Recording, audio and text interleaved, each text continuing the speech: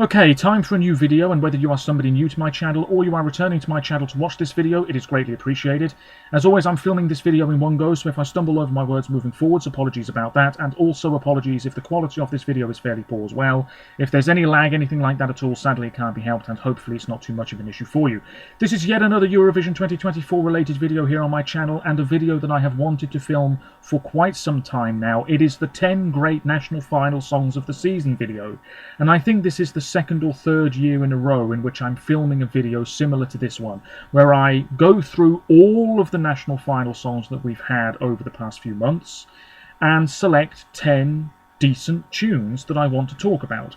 As always, feel free to leave your own thoughts on anything I discussed today by leaving a comment down below. Feel free to leave your own 10 great national final songs of the season if you so wish. And as always, there are links in the description to my other social media pages. Check them out if you so wish. So yes, I just want to make the point that these songs, which are from 10 different countries to try and make it a bit fairer, they are not my absolute 10 favourite national final songs of the season. They are just 10 decent tunes that I want to put the spotlight on for a little bit, because the truth of the matter is most national final songs are completely forgotten about once that national final is over and done with. And if you look at national finals from spring of 2023, most of those tunes, it has to be said, have faded into obscurity a little bit, whether that's with me, maybe you, maybe every Eurovision fan.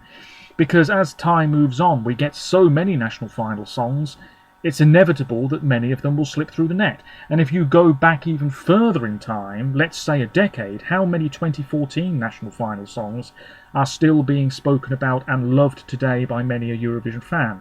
Probably very, very few, and that's a great shame.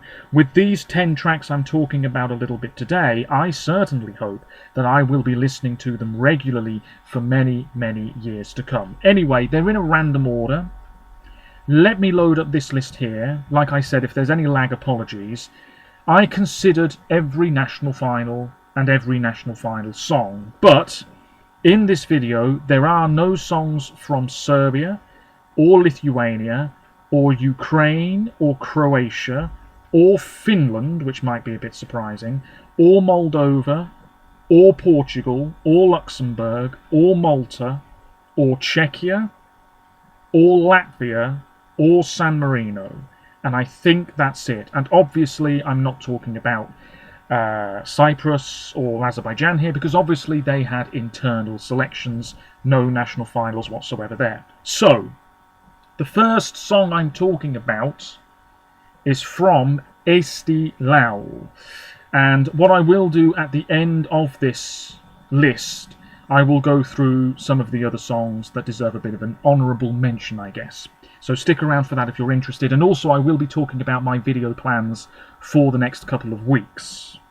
But anyway, Eesti Laul, the song that I've plumped for from Estonia is Serotonine by Anett Vaikmaa, a female musician born in 1989, studied in Tallinn and Tartu, and was part of a band as well. This song was written by Sven Loimas, who has Eurovision pedigree. He's written quite a few songs for Estonia over the years, and indeed Eesti Laul tunes. I think he wrote Randajad for Urban Symphony back in 2009. Anyway, this was just really very pleasant to listen to. There's not really a whole lot to say about it, but I think it's a pretty decent showing.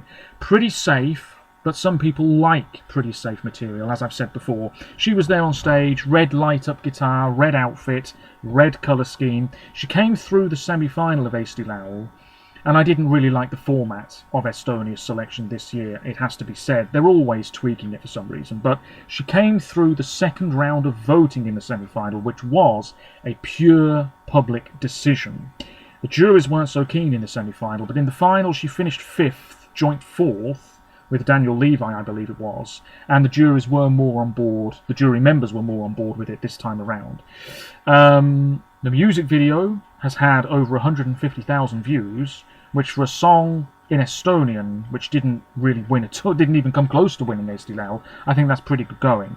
I've written about the red colour scheme, very catchy, not really full of energy at all, but the song itself had some energy, a very catchy chorus. Love the fact that it was in the Estonian language, and I think the crowd were really fired up for it as well. Just a really, really nice, easy to go along with tune. Maybe a bit dated, certainly playing it a bit safe. But had this gone to Eurovision, I think it would have done all right. And I think a lot of people would have appreciated it being in the Estonian language. Of course, Estonia's entry in Malmo in a few weeks' time is indeed in Estonian, which is fantastic. And I think one of the reasons why I've gone for this song as well is because it was a bit of a palate cleanser. There were quite a few songs in Eesti Laul that felt very in your face, maybe. Obviously, the song that won. You had Bad Boy by Brother Apollo. What else did you have? Bear with me here as I load the page up. I'm already rambling big time. You had Ollie, that was quite a heavy tune, and then you had this, which was quite up-tempo, but it wasn't really expressive, it wasn't really doing anything too wacky or crazy or innovative, and I think for a lot of people it just came across as very refreshing. That's why I've plumped for that song in the 10 Great National Final Songs of the Season video that you're watching now.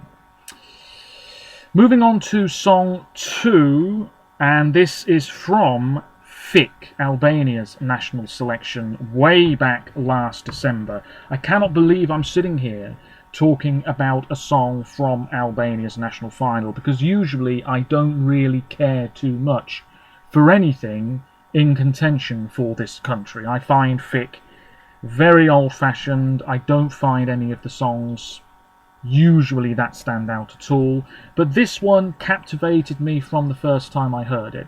And the first time I heard it was because I was trying to work out a top 3 for an Instagram post, and obviously that meant sitting down and taking a bit of time to go through all of the songs and listening to enough of them to have enough of an opinion on them. And I think this was right before FIK actually took place, I think, and this one just stood out to me. A newcomer who has appeared on The Voice Kids and The X Factor in Albania. The song is Pikor by Kleansa Susai, a young woman, music and lyrics by Florian Zico and Yeris Kasso. Apologies for any mispronunciations here. This was super simple, but then again, a lot of the performances in Albania's selection are super simple. There's not really much in the way of staging at all. She was in a black outfit. What a lovely, powerful, crisp voice this woman has. Really lovely. I hope she comes back and tries to represent Albania again in the near future. This sort of piano melody, it becomes quite atmospheric. It's very light. You know, that's the best way to describe this song, I would say. It's not really building up to anything really spectacular, perhaps. It's not really doing anything crazy with the instrumentation, but there's something very light and almost springy about the way this song comes across, which I can really appreciate. Pleasant, charming, uplifting, gentle, etc., etc. Does build up a tad with the orchestra. Of course, there is an orchestra in FIK. That was very, very nice as well. And the conductor of the orchestra seemed to be quite happy and having a good time as well. Really simple, really lovely. And again, some people might listen to this and say, oh, it feels so dated. But actually, I think this would have done all right at Eurovision. Maybe it wouldn't have qualified this year, but I think it would have done all right. I would have kept it in Albanian. And certainly, what a fine vocalist. I have nothing else to say about it. We don't know where she finished because the full results of FIK are never really revealed. But anyway, that's 2 down. Moving on to the next one, and we move across to Iceland's Söngvakeppnin, and it's another female performer, it has to be said here. Music and lyrics by Börke Blær, who won Swedish Idol a few years ago, Mikolaj Tribulec, and the musician themselves. This was their second attempt trying to represent Iceland in 2 years. It's Sigar Usk with Into the Atmosphere. This is just straight up pure joyful pop. I liked the performance, and that's the main reason why I'm talking about it now. She came through as the wild card pick from semi-final 2 of Söngvakeppnin, and then she finished 3rd overall. As I've written here, just a good old-fashioned bop. I think a lot of people warmed to this, even though the performance itself, yes, there was choreography, but maybe it came across as quite cold, you know, lots of blue and everything. It wasn't the most colourful performance, shall we say. You had dancers in big furry boots. If there is a disappointing factor about this track, It's that it does come across as very repetitive, especially towards the end, but vocally strong. This big high note that she does in the final third, very impressive. She was having a good time. I talk all the time about owning your performance, and I think she did. She was just really pleased to be there, having a bit of a bop with her dancers. Lovely stuff. The crowd would have gone big for this in Malmö too, I'm sure. Go Tiffany all the way. This was the one I was rooting for in Iceland. I didn't think the selection was that brilliant. A lot of the attention was on Wild West, and I couldn't really understand that at the time because I thought the song was pretty damn bang average. And then you had Anita, her song was fine, and of course you had the eventual winner. But this was the one that I was rooting for all the way, really. And I liked the confidence. I liked how happy she was performing this in Icelandic in the semi-final and in English for the grand final. And I have to say, I do think I prefer the Icelandic language version just a tad more, but both versions are enjoyable enough for me. So that's 3 down. We move on to the 4th song of 10, and we go across to Germany's selection now. And my goodness me, this is one of the biggest missed opportunities I can think of in recent years. Das Deutsche Finale 2024 was on February the 16th. Of course, Isaac won in the end, which I'm still quite surprised by. And I'm even more surprised that in the Euro jury poll that they do every year, he's doing really well there, which really surprises me and makes me wonder if actually next month in the final, Always on the Run is actually going to do quite well in the jury vote and then come crashing back down to work with the public. But anyway, the song I'm talking about, you know where this is going. It's the first male act I'm talking about in this video. It is Rick with Oh Boy. And oh boy, 5 crappy points from the international jury. I found that really baffling at the time. I still do, because I thought the international jury there in the German national selection earlier this year, I thought they would have eaten this up like you wouldn't believe. The public had him in 3rd, which is also a bit disappointing. It was fairly close, the results in the end. Oh Boy received 97,410 votes. Isaac 110,116, so there wasn't really a huge amount in it, but he was absolutely let down by that really surprisingly low jury mark. I watched the performance for this in full for the first time in weeks earlier on today. Really splendid. I think this would have done very well at Eurovision indeed. This was his 2nd time trying to represent Germany, because he did so a few years ago. He's in his 30s. This was, I used the same words I've used before for other songs, atmospheric, very beautiful, sounds as though it should be performed in a church. There's something almost religious-y and very church cathedral-like about this song. I think it's because it's quite echoey. You know, it's the sort of song that feels as though it should bounce off the walls, if you see what I mean. Anyway, he's a composer and producer too, wrote this himself, strings towards the end, very nice, quite lush instrumentation I would say, smoke all around him. This is what I mean when I say atmospheric. In the Eurovision final, had he been there next month, I am sure he would have had a lot of love from the juries, and I'm sure the public might have been on board with this as well. A great singer. There he was in the spotlight, black outfit, totally in command of what he was doing, sounding excellent.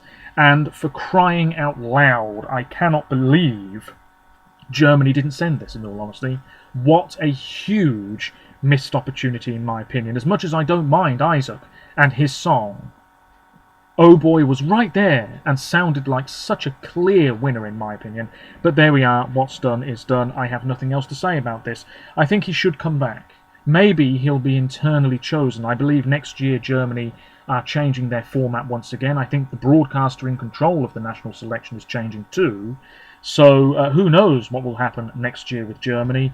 But this is a man who I think needs to come back and maybe with an even stronger song and maybe come out on top. Moving on to song 5, and we now cross over to Spain's Benidorm Fest. I didn't love Benidorm Fest this year. I did listen to all of the songs, of course. I liked some of them.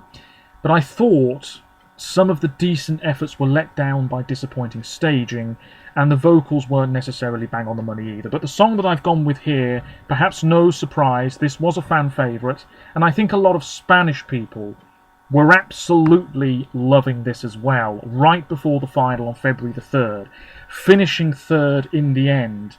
33-year-old Angie Fernandez with Sé Quien Soy, I Know Who I Am. Yes, born September 5th, 1990 in Palma de Mallorca. 2 albums, but not for 11 years. This was just fantastic. Not a very colourful performance. I was disappointed by that. But she was sort of boxed in a little bit at the start. And then she's a free woman at the end. That's the vibe that I was getting here. Great vocals, quite raw and gritty and raspy, but really matching this style of song. And that was really nice. We had a female drummer, we had a female guitarist, we had female dancers. That moment towards the end when she's sort of embraced from behind by the 2 all in black female dancers. That to me was one of the most striking images of the whole national final season, actually. The music and lyrics here by Angie Fernandez herself, Dino Medenhodzic, who is Dotter's husband, I believe, Henrik Lundberg, and Thomas Gerson. When in doubt, get a couple of Scandinavians to come in and do the work for you. There was a bit of choreography, but it wasn't over the top. I think she was just having a blast on stage. There was energy and, like I said earlier, grit and a real raw nature to this whole performance. She was on the X Factor in Spain a couple of years ago. She's also an actress, and hopefully she comes back sooner rather than later. This white outfit, the ginger hair, very striking, telling a story on stage.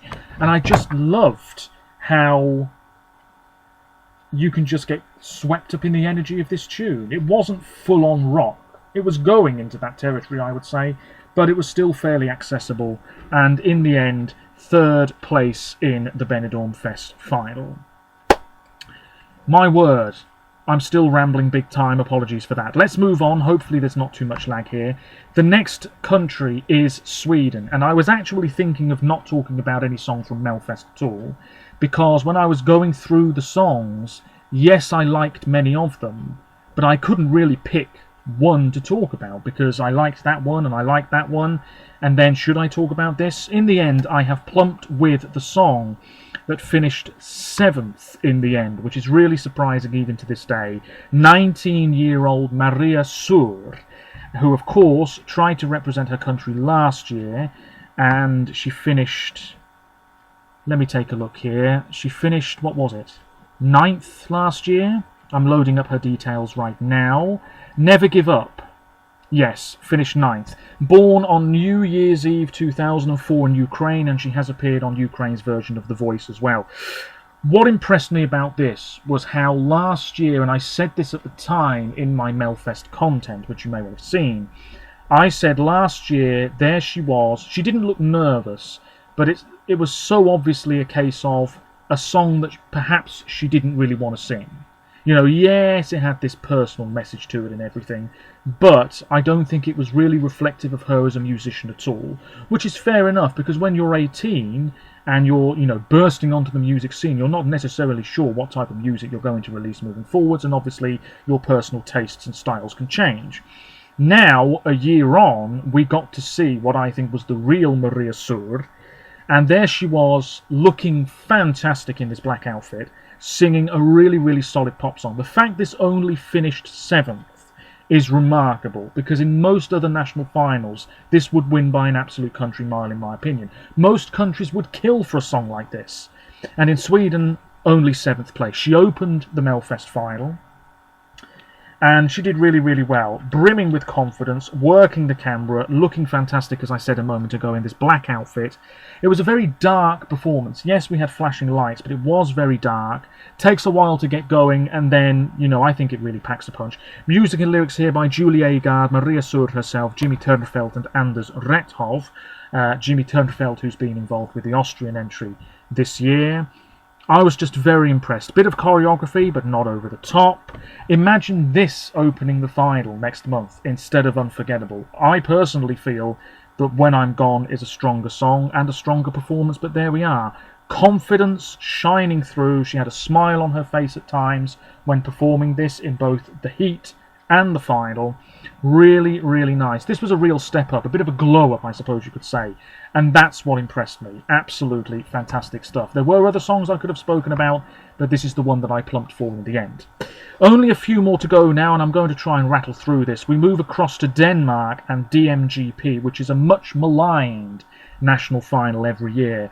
But as I've said previously, it doesn't really matter what Denmark do. They usually end up in my top 10 every year. It's like they drugged me or something, and all of a sudden Denmark's moving up into my top 10 before you know it. Anyway, I have gone with the runner-up from this year's DMGP, a former Eurovision artist themselves, Basim with Johnny. He was the public's favourite, and then he obviously finished second in the end with the jury marks too. This song, written by him, along with Frederik Norso, Frey Randrup Lund and Erika West. This was colourful. He was performing in a black outfit behind a sort of screen that had lots of projections on it, and then he moved out in front of that during the chorus. A really catchy chorus, my god. This was stuck in my head for so long earlier in the year, and I was sleeping on this track. I sort of dismissed it at first for some strange reason. I think my favourite for a while was Rosie Lou. But then I revisited this, and I just really enjoyed it. It's a song with a message. It feels quite personal, quite sad, but also hopeful and uplifting at the same time, talking about this guy who has a problem with alcohol and everything. And Basim looking and sounding good. And the crowd were really fired up for this one as well. I think this could have stood out at Eurovision next month. I really do. And who knows, maybe had he been at Eurovision next month, we would be talking about him maybe being a qualifier more than we're talking about Saba being a qualifier. I don't know. Lovely stuff. Very, very nice indeed. And I think one of the catchiest songs of the national final season this year, in my opinion. Let's move on to Ireland and Eurosong. And really nobody excelled here. Even Bambi Thug themselves, because the national final in Ireland, as we all know, is part of the Late Late Show. That might change next year, but performing in a fairly compact TV studio isn't fantastic. Nobody really gets the chance to let loose and really shine. I think Ireland took a step in the right direction this year. Yes, we did have the obligatory safe boy band tune, but the Irish public, I think, really wanted something different, and Doomsday Blue is what we've got next month, of course, and that is really growing on people as I speak to you now. But the song I've gone with here is Go to Ban, which I believe means suddenly, performed by Ailsa, who is a musician and video game composer, and you could really tell listening to this song. It blew me away the first time I heard it, not necessarily in a positive manner, but because it was so damn chaotic. This real clash of sounds, sort of electro-pop stuff, all over the damn shop. And I was really, really concerned about the live performance. And then I watched the live performance and I didn't love it. But like I said, because of the way the Irish national final is constructed, nobody really had the chance to go full pelt, if you see what I mean. This song was written by her and I believe her brother, Peter Connolly-Davy. This finished joint second in the end. Pink Hair, had she gone to Eurovision, she could have teamed up with Megara, because of course the female vocalist there has pink hair too. They went for a sort of classroom-style staging. Vocally, it wasn't brilliant, if I'm honest.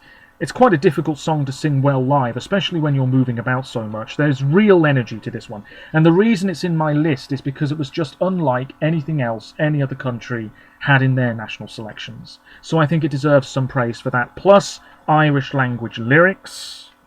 Fun but chaotic. And that's really all I've got to say about this. Yeah, her voice. I've written... This is quite cruel. I don't know why I've written this, but I've said that her voice sounds as though she's inhaled helium. quite high-pitched at times, I would say. But yeah, the studio version much better than the live version, and I'd like her to come back. I think she was quite enthusiastic about the whole experience, very active on social media, liked one or two of the Instagram posts that I put up on my joint Instagram page, link in the description to that as always. Really lovely. Very, very stand out, and so different from what we usually expect from Ireland every year. That leaves two songs. How long is this video? Oh, long enough. Okay, we move on to Norway now. MGP. Didn't like a lot of the songs a great deal. Did consider a few for this video. The one that I've gone with, and it was a really close call between Margaret Berger with Oblivion and Mia with Green Lights, but in the end I've gone for this, which, my God, was I sleeping on. And then I checked it out. I think it was after the MGP final where this song finished 5th and finished 3rd with the jury, and I realised that I had been sleeping on this big time. It is, and I'm going to have to load it up here because I'm going to butcher the pronunciation otherwise. The song is Judge Tenderly of Me, which is also from an Emily Dickinson poem. This is Dag Erik Oxfold and Anne Fagemo, and they wrote this along with somebody else. My God, I'm so prepared, as you can tell. I wrote notes and missed out everything. Yes, along with Alexander Petterson. Anne was on, I think it was the Norwegian version of The Voice a year or two ago. Anyway, this song is like honey. It's like a warm embrace. How lovely was this? Totally refreshing. This sort of slight country lilt to proceedings. And I've written here, any national final, any song like this will stand out. It doesn't matter who's performing it. It doesn't matter which country it's coming from. This sort of material can be really appreciated by a lot of people.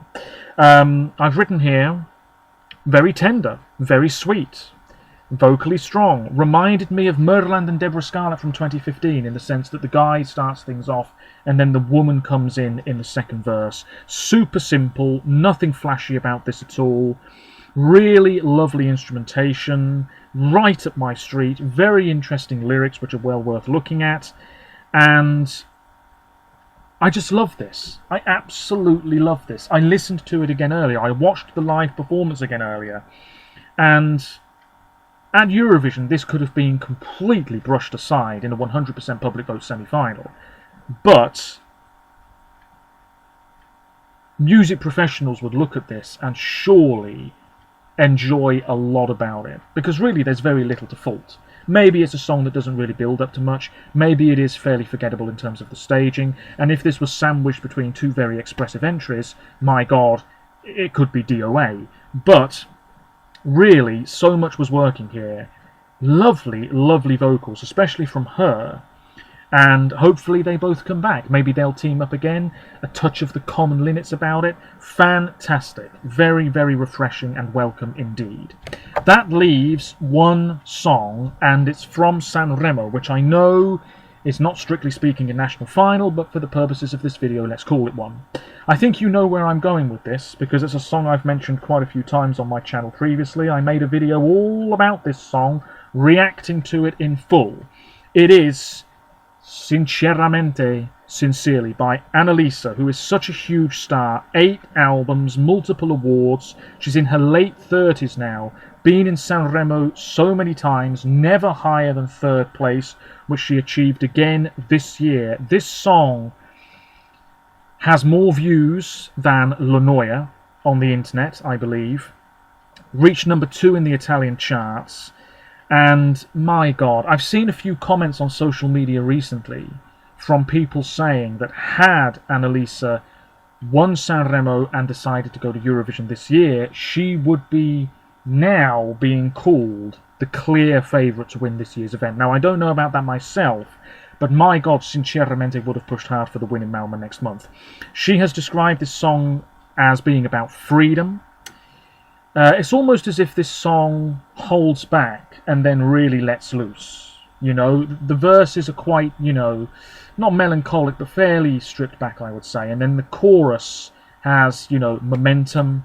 It's got groove. It's quite catchy. Really easy to go along with because it's just the song title repeated a few times, really. That's very impressive. Even if you don't speak Italian, you can get caught up in that groovy nature of the tune. Reels you in. Great performer. She's been around so long now. Looking absolutely sensational on stage. And I've said before, she's one of my favourite European musicians. What more has this woman got to do to win Sanremo and eventually go to Eurovision? Because I think she'd be such a great Italian representative. Sounded fantastic with the orchestra. This sort of purple colour scheme. She was in a black outfit. throughout most of the week, I believe, if not every time she performed this. I can't quite remember. And I've written here an easy to go along with chorus. Da, da, da, da, da, Sinceramente, do, and so on and so forth. Fantastic. Lovely stuff. And that is the last song I'm talking about today. What a fantastic song to wrap proceedings up with. So, lots of rambling. I'm not terribly happy about that. But those are 10 great national final songs of the season. It doesn't really matter what songs I spoke about today, because everybody will have a different list, and that is what's fantastic.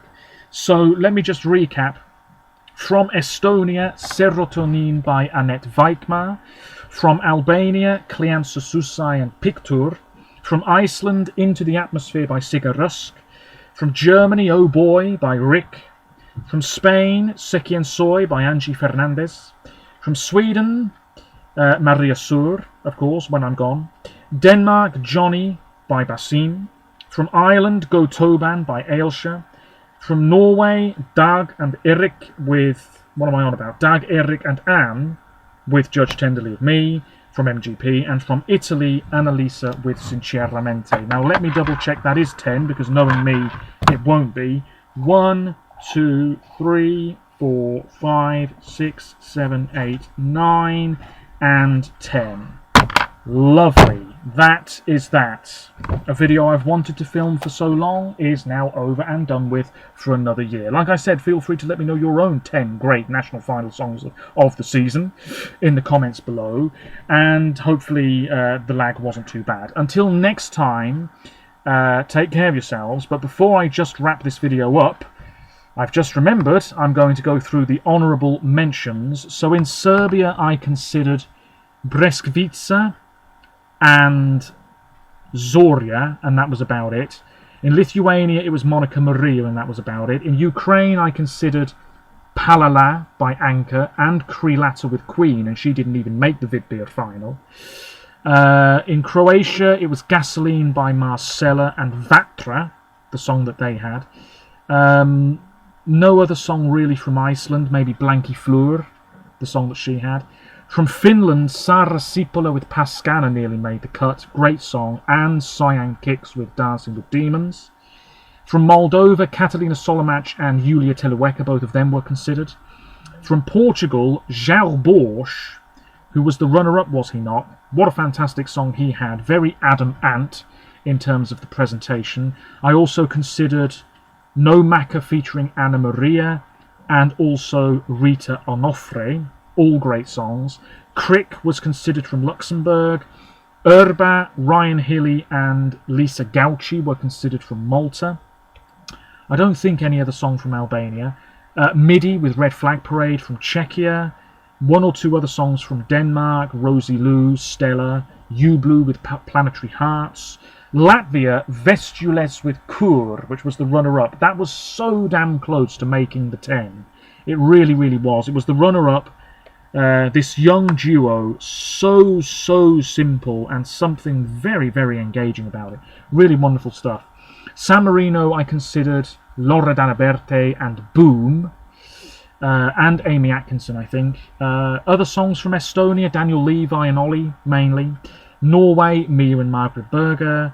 Sweden, Dotter, very nearly, instead of Maria Sur. Also Jacqueline, Clara Klingenström and Lisa Ajax. Bodine Monet and Leona from Germany. From Italy, The Colours, Alpha and Emma, predominantly, but it was always going to be Annalisa. And from Spain, Marlena and Saint Pedro were the other main contenders. With that out of the way, I just want to briefly say about my plans for video content over the next few weeks. Rehearsals begin this weekend, I believe.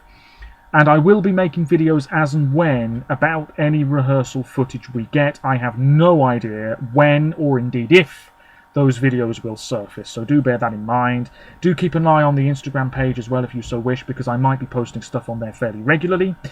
And in terms of the week of Eurovision itself, I don't know whether I covered this in a previous video or not, but all being well, the format will be the same. Videos every day except the Sunday of that week. I'll be going through predictions and previews and reactions to the results as they come in, all being well. And at some point, a few days after the final, there will be a long, rambling review of the entire event.